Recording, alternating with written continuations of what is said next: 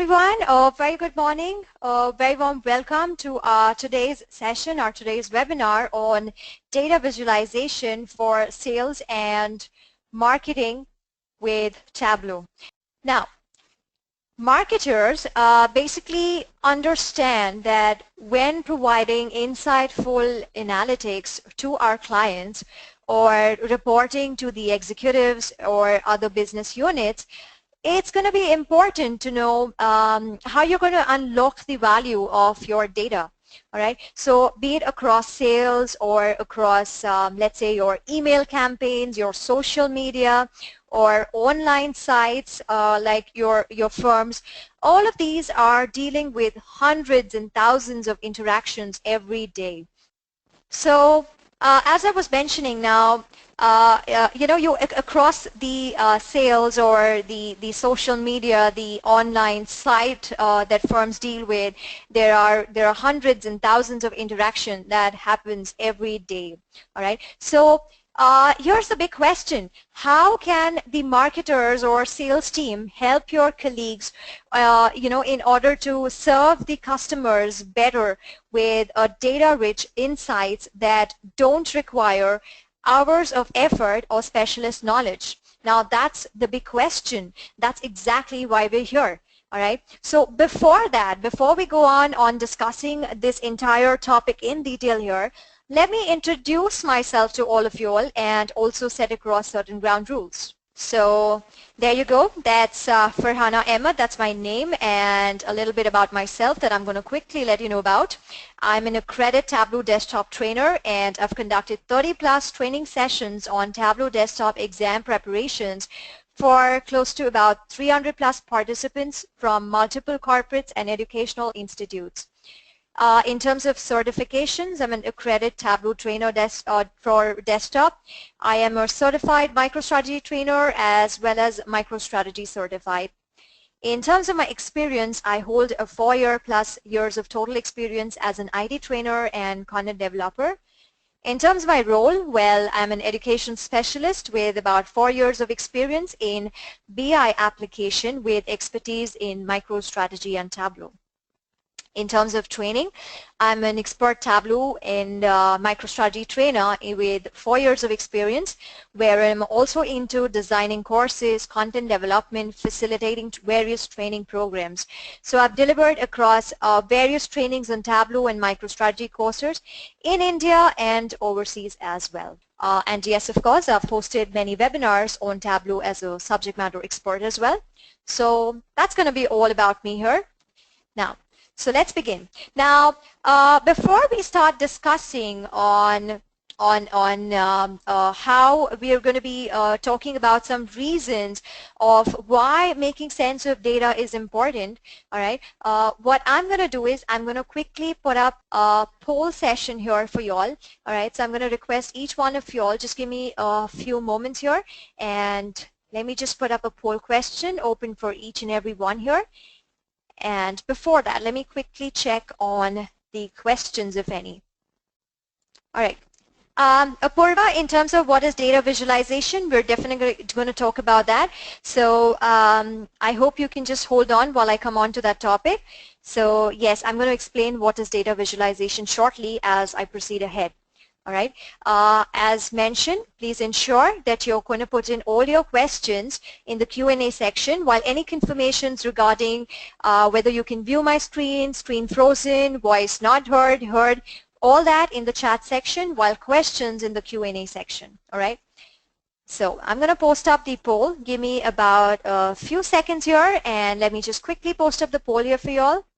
So here's the question. Now, it seems that, all right, I do not have the privileges to put up the poll. So let me quickly ask you all the question out here. Let me put it up on my notepad, and probably each one of you all can just look at the notepad and answer on to the question. I think that should work fine as well. Use the chat section in that case to reply to me. So yeah, you can make use of the notepad as well for that matter. Not a problem there. All right, so that was my poll question. So How do you use the data to market the sense of your interactions with the customers? Option A, we don't. Option B, we look at the broad picture, but we need to do more, like in terms of using Twitter or email or additional websites. Option C, that is, we pay an agency to do it, but we need to work more closely to better understand the data. And option D, that we use a visualization software. So quickly put in your answers here in the Q&A section, and let's just quickly understand the kind of analysis each one of you all perform in terms of interacting with your data, with your customers or your users. All right, so I have a few people there. They're perfect. Thank you everyone for putting in those answers that are definitely helpful. So we have option D, that is using visualization software, looking at a broad picture. We don't at this point of time by 2 people using visualization software there again. Sounds good. I request each one of you all to please put in your answers to this particular question into the Q&A section. Option C and D, that's absolutely great. You pay an agency to do it, but you need to work more closely. And of course, you use a visualization software as well. We don't. All right. So that's what we're here for.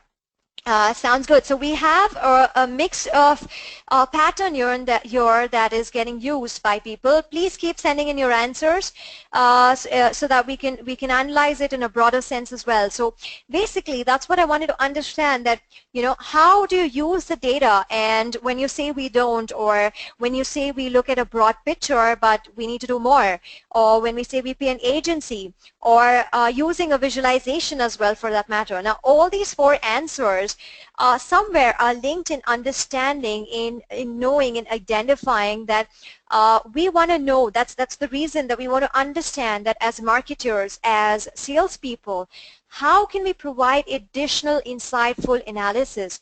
All right. So let me move back to my presentation slide here and start talking about it. Now, we have 72 hours, as you can see, in terms of YouTube video. And you must be wondering, what is all this statistics all about? So 72 hours of YouTube video, 571 new websites, about 100 million new emails, and 277,000 of tweets. All these, you're going to be surprised to know, are created every minute. As per the statistics, these are created every minute. Now that's a really, really large number, all right? So as marketers, we don't need to collect all that information, but then this data is definitely going to be helpful. You're going to get to learn a lot from it, and you wanted to use this particular information in terms of when you want to come up with certain ads and campaigns, or you want to come up with certain schemes or offers or strategies that you want to come across. Now, not many of us get a chance to take a look at all this data, or play with that data, or look at it across various channels.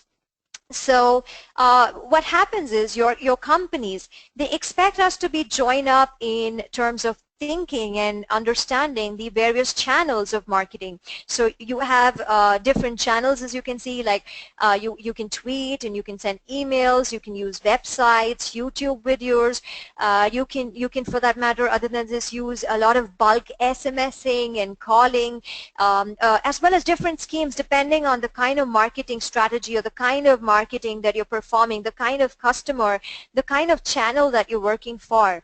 All right. So that is a kind of expectation. So what happens? So let me talk about. There was a question raised as well, that when you have so much of data, what is the difference if you have just normal data versus data visualization? What's the difference? All right. So there you go. Data versus visualization. So as you can see on my left hand side here, this is my data in a visualized, in a visual manner, in a pictorial graphical manner, as you can see, while on my right hand side here, you can see that it's just plain set of data that is being used. All right. So now that's a pretty clear picture here, as you see that, I don't think any of us would like to present, would be like to be presented with a large amount of table right here on the right-hand side, or the information then that we need to interpret. It just doesn't work. That's the whole point of wanting to use a visualization, and Tableau is just the right one in that case. All right. So what happens is now there are various visualization tools, and you can use them. You can perform, and you can, in order to analyze and use your data to interpret easily.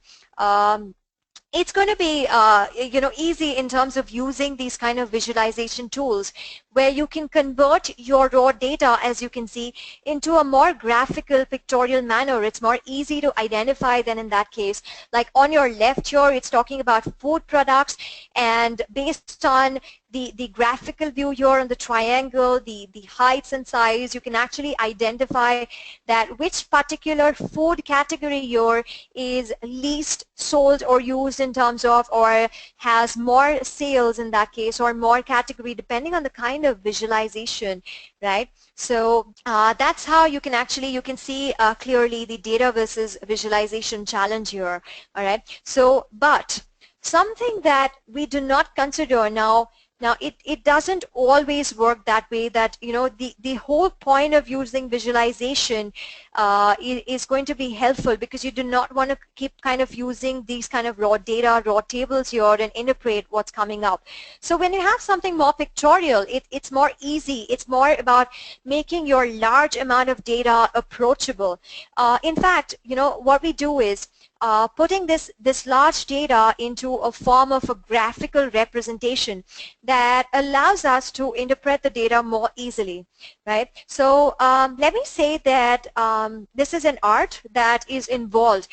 It's like an art involved when you're working with data, converting it into visualization, because you can use various tools and you can start creating this visualization. Okay, so now Tableau contains various visualizations that you can use in order to analyze and use your data that you want to interpret in an easy manner. You do not need to be an IT expert. You do not need any kind of IT support as such that comes in. You do not need to be an expert in that particular tool. It's that user-friendly. It's that quick to pick up and learn and start analyzing, that it is amazing. And at this point of time, it's one of the leading tools for that matter in terms of data and visualization here.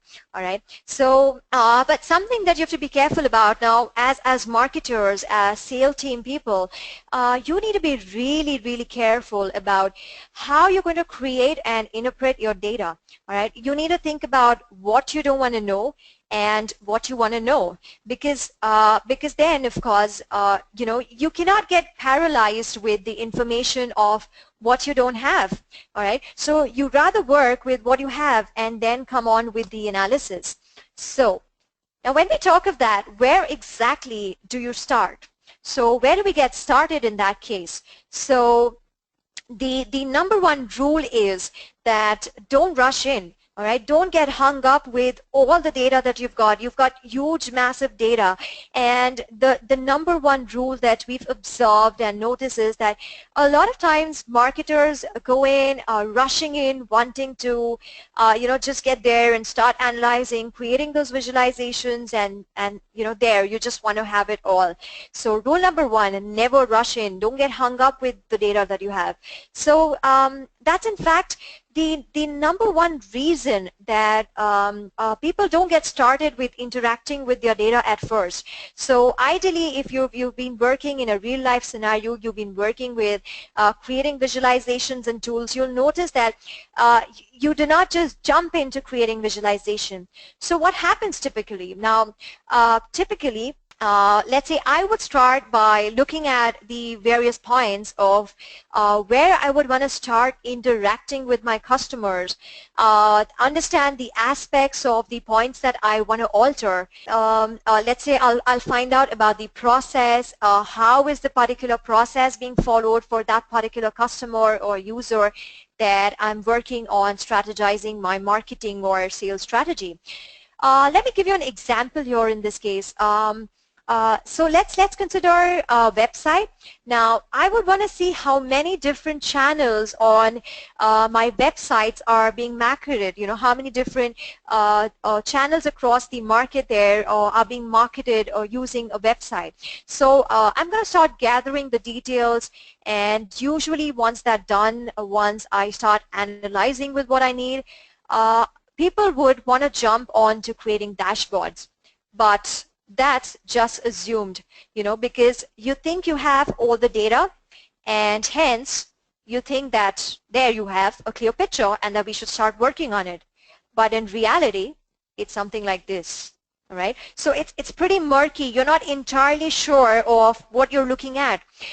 So while you're thinking that you have some insights, you have some data, the actual picture is that you don't. And when you start using this insight, it really doesn't work, and you have to go back, and it does not make sense.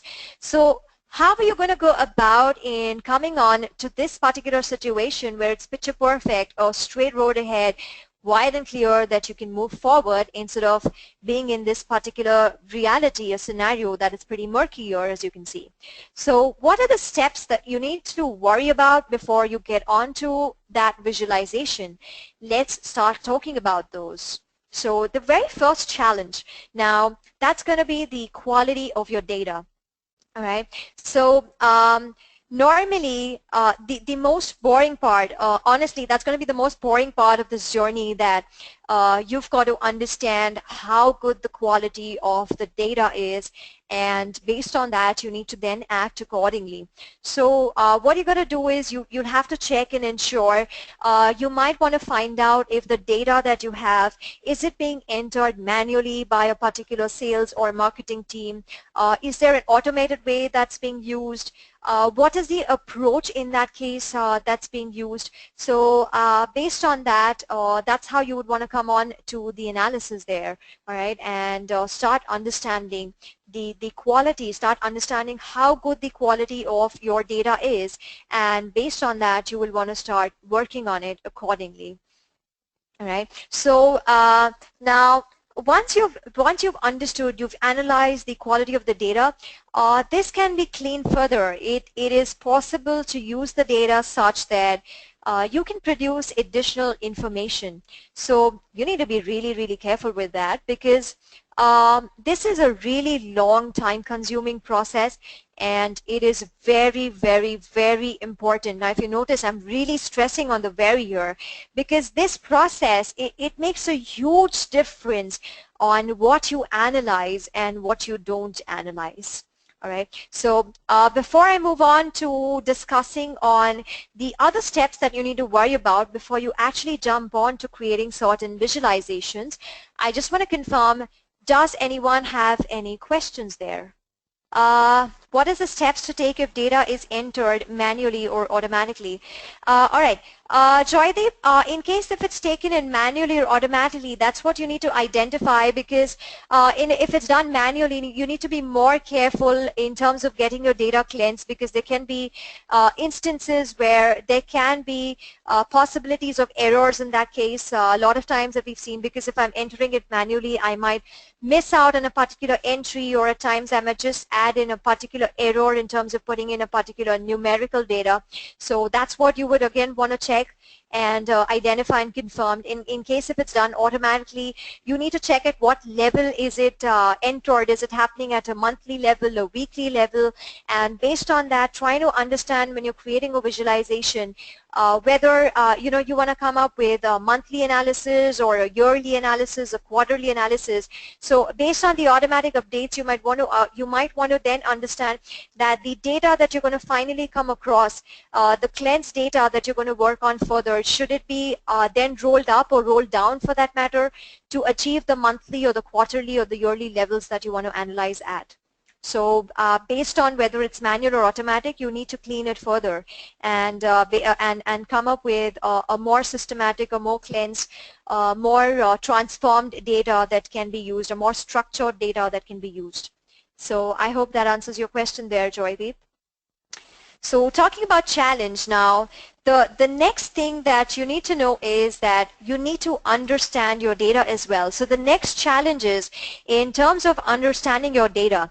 So once you've identified that whether it's a manual or an automatic data, as I mentioned just a couple of minutes back based on Joydeep's question, now usually we notice that we aren't starting from the scratch. Data needs to be collected from years and over time, and definitions of that data can keep getting altered. So what you need to understand about this data is that how is it going to be collected? What is the situation in which it's being collected? So let's say, let me give you a perfect example here in that case, that we did an analysis of a particular location and people interacting with a specific campaign, all right? And in this case, in terms of collecting the data, we were using IP data. Now, IP data is your data that gets produced wherever you go to websites via a mobile or a computer, and we're looking at other locations. So we found out, interestingly, that a Middle East company were mostly located in North America. Now, that's a surprising factor, isn't that? And this kind of an information, it's a quite huge info, but that's not something that, you know, we were expecting. And of course, this is a very simple example that clearly explains that where things can go wrong. So because of the situation, a lot of people in the Middle East connect to their internet. That is, they connect via the VPN, which connects to their North American head office, and that's how they surf the net.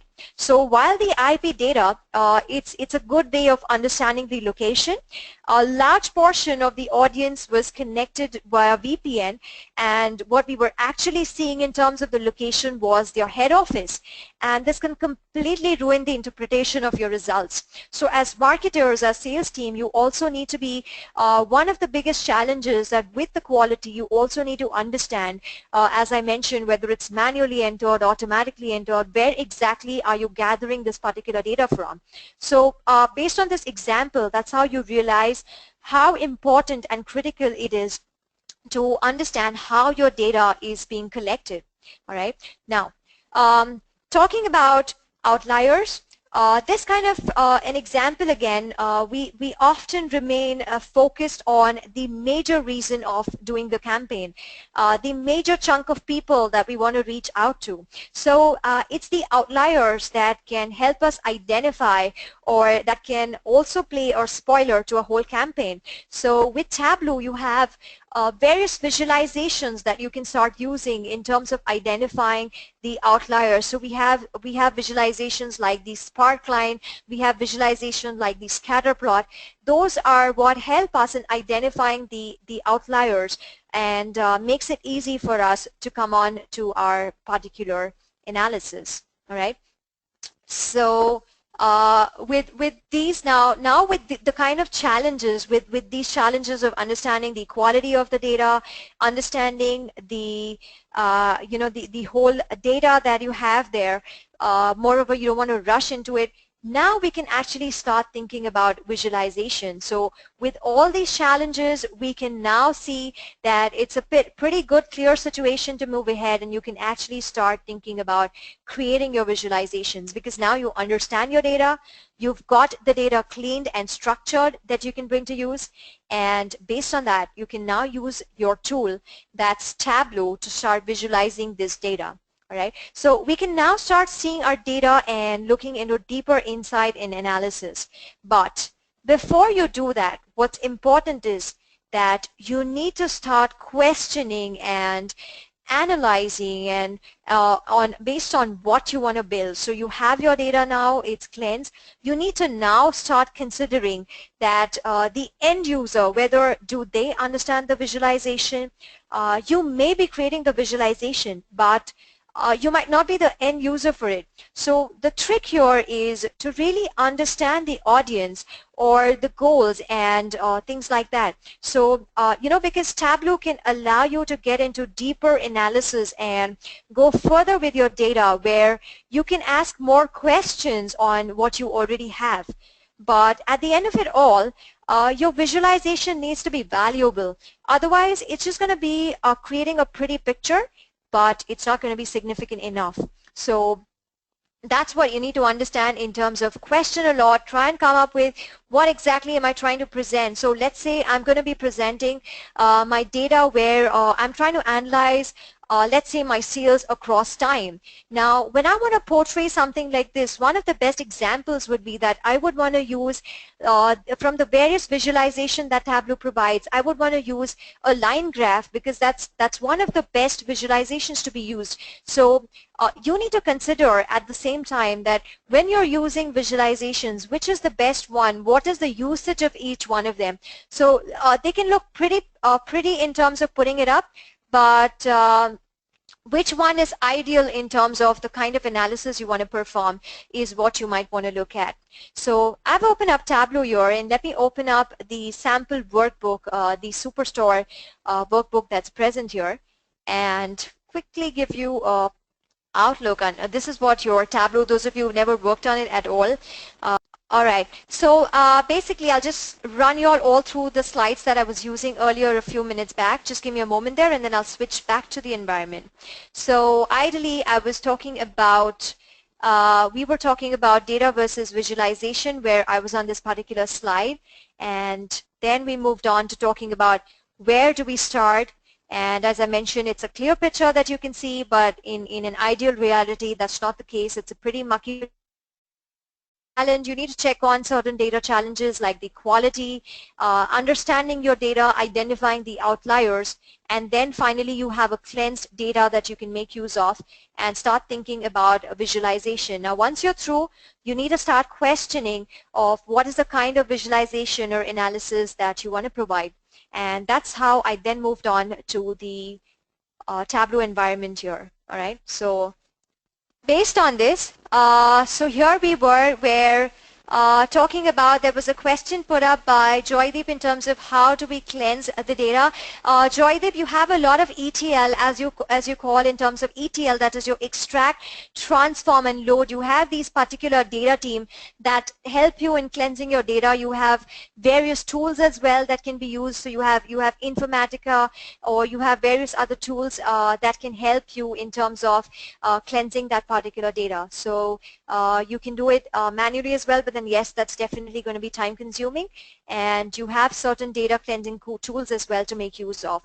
So I hope that answers your question there, Joydeep.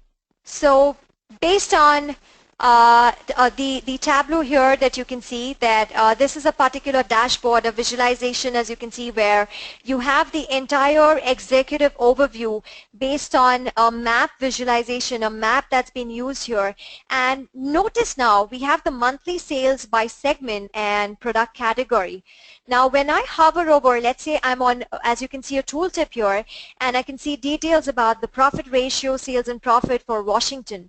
Now the moment I select on Washington, notice that my data now is providing me information specific to Washington. It's got filtered out here where I can see the sales by segment and by product category specific to Washington state. Similarly, when I click anywhere around the map now, you can see it's changed and giving me details for all the states across here for different segments. That is my customer, corporate and home office, and my different product categories like furniture, office supplies, and technology. All right, let me do that once again. So this time let's select on New York. And there we go, data by segment and product category at monthly level. So here in the map, first thing that I'm doing is I'm able to identify based on the size of the bubble here in my map. All right, based on that, I'm able to identify the bigger the size here in that case. That's how I can understand whether you know, what's the sales here in that case, and in terms of the color, the profit ratio. So the more the color in terms of a bluer range, the more higher is the profit ratio, while more in the amber red color, the profit ratio in that case for that state is on a lower side. So that's how we can identify the bigger bubble, the more the sales, the more bluish in color for that bubble, the more is the profit ratio. When I select on a particular state in that case, it's giving me filtered data here below for my graphs. right? Then comes in the product analysis, where again I have a simple highlighted table wherein it's highlighting, it's giving me details across different months for every year for my product category. All right, and here again the color is helping me identify at the same time that you can identify that the more darker the blue, the more the sales. So the month of September, ideally, the month of September, November, and December has more sales for that matter. Something about this particular month where I can have a high level of sales that keep happening, which is a pretty much chain across the years.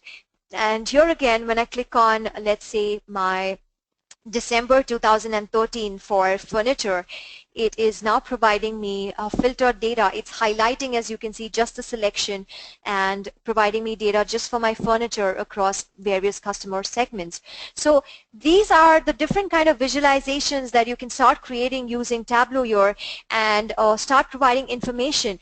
But what you need to consider here in this case, now let me just open up a new sheet here, and you can see that Tableau provides these n number of visualizations that you can create from, but it's not necessary that each time you might want to use each one. So there is a reason depending on the kind of analysis that you might want to then select and choose. So as I mentioned, when you're trying to analyze particular data over time, line graphs are one of the best examples that you can use. When you have, let's say, you have additional analysis, like here in this case, this is a bullet graph that's being used because you just have, if you notice, one particular sales measure here, and that is helping us identify the target sales, the difference as well. So just one measure, but depending, because of the visualization, we can actually identify the ones which are above and below target as well. So these are the different analysis that you have to come up with.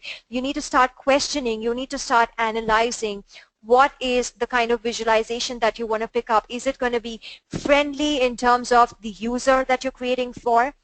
All right, so that's the kind of questions you need to come across, and based on that, come across with the kind of visualizations that you want to select. All right, so let's understand that when you question, what are the things that you need to consider before you go on to picking on the different visualizations. All right, so one, you need to beware of aggregate data. I'm going to give you a quick example here where one of the universities, all right, this was statistically seen that it was male gender bias in terms of graduate admissions, where you can see that we had about 8,000 plus applicants which were males, and out of which 44% were admitted, while just 4,000 plus applicants where we had only 35% that were admitted. So at a department level, now most of the department had a small but statistically significant bias in favor of women. Now why that happened was, in reality, if I would just see an aggregated data, I would feel that it's a male gender bias. This is one of the informations. If you want to know more about this particular detail, you can get this information from this particular site that I picked it up from, where the source is from Science Pickle, which was in 1975. So the situation was that was not really the case, because women were applying for more competitive departments which had low rates of admission. So while they were getting into arts or any other kind of competitive departments, men tend to apply to less competitive departments in that phase in 1975, and hence it showed a more high rate of admission. So you need to be, what I'm trying to explain here is, you need to be aware of the aggregate data as well. You need to get in and understand the crux of it. You need to get into the data and identify whether it is ideally the scenario, or is it just, don't go blind with the visualization and the data. Another important point is, be aware of the y-axis bias as well. Now if you see the view here, all right, all your data that you have from the month of March until July fall under the very basic, starting from a 3.142. Now this can be millions or thousands. The unit can be different here, but it's ranging, if you notice, right from 3142 ranging up till the highest of being 3152. Now, in case if I zoom, this is my zoom detail because of which I can identify that, I kind of then feel that my July is ideally making a high amount of sales. Let's consider that this is sales across every month. Now, because it's an extremely zoomed in feature here that I can use, I would assume that July is really incremented and giving me better sales, but that's not the reality, because if you zoom out, you can see that they're almost all in the range of 3 millions or 3,000 or 30,000 or however these units are. So you need to be really aware of the y-axis basis as well. You need to put that in considerations as well when you're creating your visualizations. Now, you can also go beyond the bar chart. So instead of just using bar chart, Tableau provides 26 plus visualizations that you can create, and various additional ones as well that you can create in terms of certain workarounds. So as you can see here, you can create a bubble chart as well, where this is a packed bubble where based on the size, based on the way, you will be able to analyze and identify. You can start using a pie chart, a tree map. So let me switch on to the Tableau environment here and quickly create one or two visualizations here for that matter. So a great thing about Tableau is, let's say I want to analyze the ship mode and what is the profit that is what is the profit that is made across the ship mode. Now, when I've selected these particular dimensions and measures, as you call it in Tableau, which is the contextual and the numerical data, when I click on the Show Me option now, all the visualizations suitable for using the kind of selection you've made, it kind of gets highlighted. You can start using, and it's suggesting in blue here that the kind of best possible visualization in this case is a horizontal bar, the requirement as well. The other ones that are grayed out either does not fit into the basic requirement for that visualization, or it's not best suited. All right. So Tableau automatically identifies and helps you in picking up and choosing the particular visualization as well.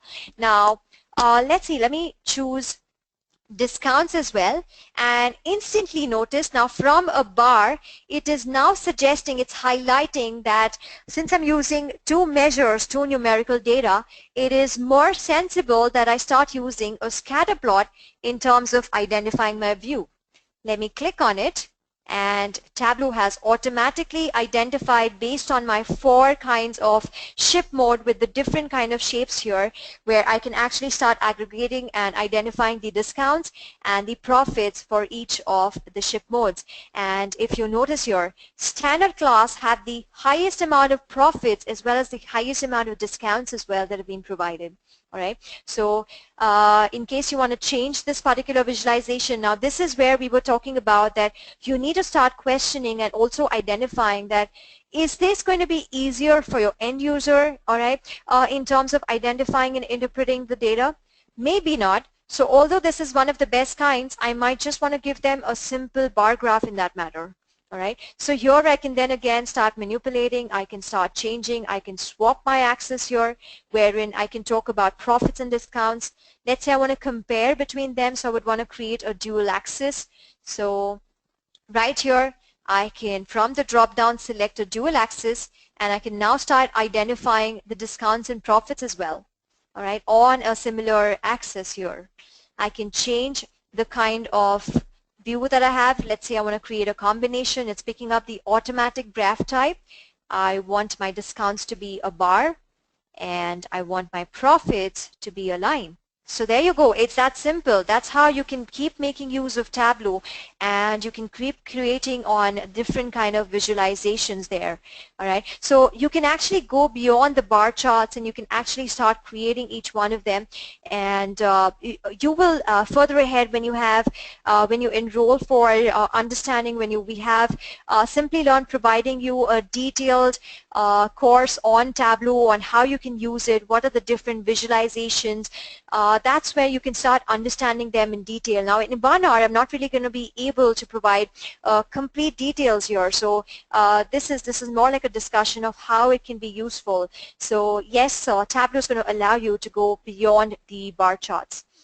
Another important consideration, another important thing that you should keep in mind is that do not go overload with your visualization, because Tableau allows you to do so much. Don't go overload where you're using multiple maps, you're using multiple graphs right within the dashboard, and it becomes difficult in terms of analyzing the data for your end user. You can also see as best practices the placements are not really proper in that case. So this is one of the classic examples of a visual overload as well as a poorly built dashboard. So let me go back to the Tableau environment, and you can see that it kind of makes sense. Your entire analysis needs to make sense in terms of when you're trying to identify, there needs to be a story that you're working on, that you need to be, it needs to have a connect, a link. So let's say I'm going to go on to the customer dashboard here. So if you see I'm first trying to analyze the count of customers, the sales, the quantity, the sales per customer, the profits and their ratio across different regions. Now, based on that, when I select, let's say, the sales for West region, it is automatically now filtering my data right here, where then I can identify my sales and profit based on my customer. And right here then, let's say I am going to select that I can see that Raymond here is providing me the highest amount of sales and profit here. So right here I can see and analyze the customer ranking as well. So there's a particular flow, there's a particular story that comes into picture. So you need to ensure that you're not overloading data, that there's logic between what you're creating when you're wanting to visualize. Use multiple filters as well. So let's say now I do not want to, I'm in terms of a particular department taking care of just technology. I don't want to find out the entire category here. I should be able to filter my data specific to just technology. So right now I have my data specific to technology, and I can see that overall what's my customer ranking, what's my sales and profit overall for the customers. If I select on a particular region, I want to find out who's my top customer in Central. So there I have Tamara. I have Tamara Chan, that's my highest customer ranking in terms of the sales that have been provided, all right, the sales and profit by each of the customers. So that's how you need to create and think on building the visualizations.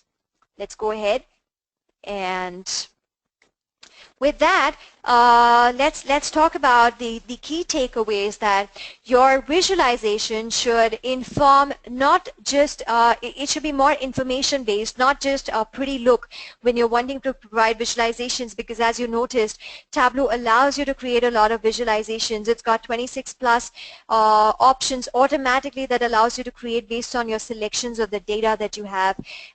So consider that it should also make sense in terms of analysis. It should allow you to get certain additional info.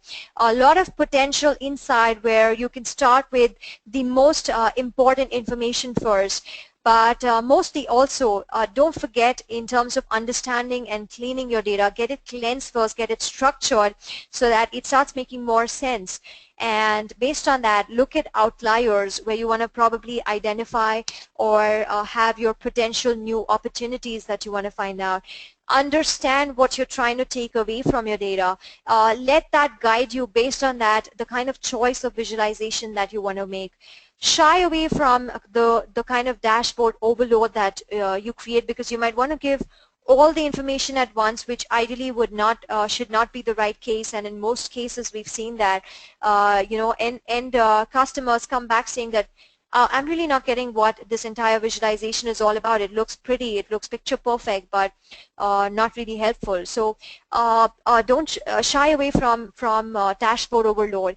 And moreover, don't forget that more often than in marketing, you're actually you're dealing with data which involves people. So consider that as well, and talk about that. So to sort of wrap this up, I'm going to say that Tableau has it allows you to use visualizations that can help convert your data and help gain more insights and drill in and play with your data. So as marketers, you really have to be careful in how you're going to be presenting it and understanding the data and be responsible about what you're doing.